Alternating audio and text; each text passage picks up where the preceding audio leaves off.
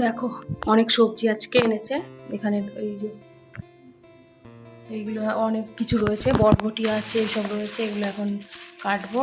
এই যে এখন কাটছিলাম, এটা রান্না করব। বেগুন আছে এখানে, এখানে কুমড়ো, ভেন্ডি, আলু।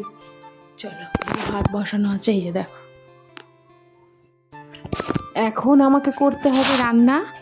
তো আমার হাজব্যান্ড আজকে বললো, সকালবেলা উঠে বলছে আমি কিন্তু সকাল সকাল চলে যাব। সকাল সকাল বলতে ওই ধরো 9টার সময়। কালকে যদি বলে রাখতো তাহলে একটু তাড়াহুড়ো করতে হতো না। যেহেতু কালকে আমাকে কিছু বলেনি, সেই জন্য আমি ভাবলাম এদিকে রান্নাটা বসাবো। সবজি সমস্ত কিছু ছিল, মানে এনেছিল। তো তারপর সেই রান্নাগুলো করব বলে সমস্ত কিছু সবজি আমি কেটে গুছিয়ে নিয়েছি ওদিকে। আর একটু মাছ করব, তাড়াতাড়ি হয়ে যাবে যেগুলো করলে, সেইগুলোই করব আজকে। আর এদিকে চায়ের বাসন ছিল, সেগুলোকে এখন আমি মেজে পরিষ্কার করে ভালো করে ধুয়ে নেব। তাহলে বেসিনটা পরিষ্কার হয়ে থাকলে তারপর এখানটা সবজিগুলো ধোয়া যাবে।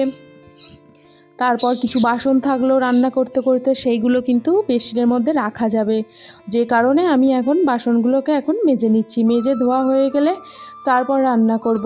ওদিকে আমি বরবটি কেটেছি, কেটে আমার গ্যাসের মধ্যে বরবটিটা ভাজা বসিয়ে দিয়েছি। দেখতে পাবে, এই যে দেখো, ভেজে আবার এদিকে তুলে নিয়েছি। তুলে এবার আমি কড়ার মধ্যে আলু দিয়ে দিয়েছি। এবার এটা আমি আজকে একটু নিরামিষ করে করছি।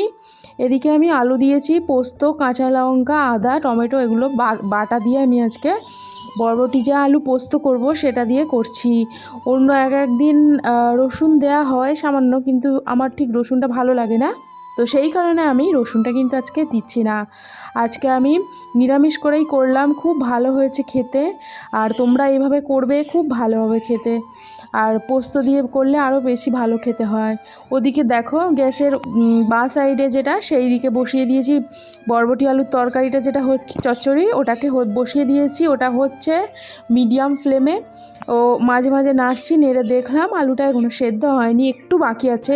আর এদিকে মাছগুলোকে আমি ভালো করে ভেজে নিচ্ছি।